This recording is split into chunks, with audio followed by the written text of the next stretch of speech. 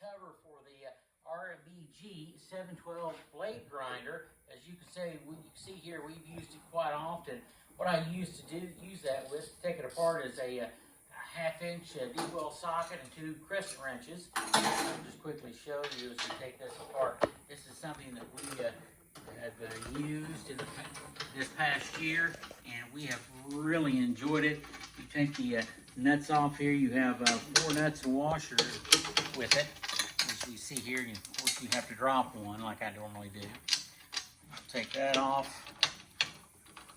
This has been quite helpful this year and has saved us a bunch of money on sharpening our blades. As everybody knows, it's about $70 to $80 per set of blades. And when you run 3 mowers in our lawn care operation here at Bushwhackers Lawn Care, and that can get quite costly. And this year we've saved a lot of money. Yes, it was a lot of money up front for this grinder, but I'll tell you what, well worth the money. I think we spent about $650 on this grinder, but it was well worth it. Glad we did it. The thing that is a little bit costly is the grinding wheels themselves. Those run around $45, but we do, what I did, I ordered about 3 of them, and I've used all 3 of them this year. But even though they are costly, it has still saved us money in the long run. What you do, you take those 4 nuts and washers off, lift it straight up, set it to the side, take your crescent wrenches. You see that nut here? It's a fiber nut, I believe. You can see there, and you just break that loose.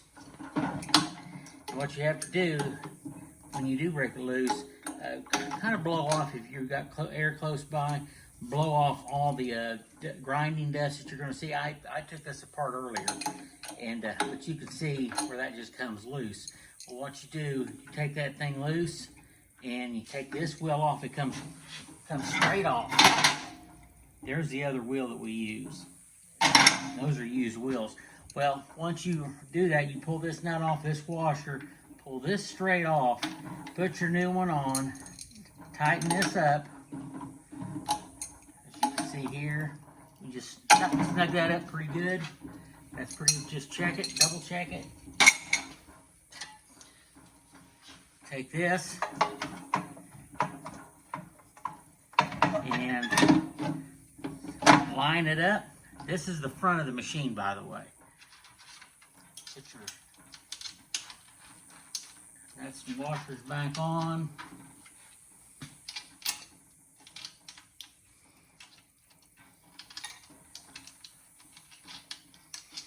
What I normally do is when I put these back on, I just snug it up finger tight, and then put it back, then really tighten it back with my half-inch socket. And I use a deep well socket on these, but I'll just snug these up.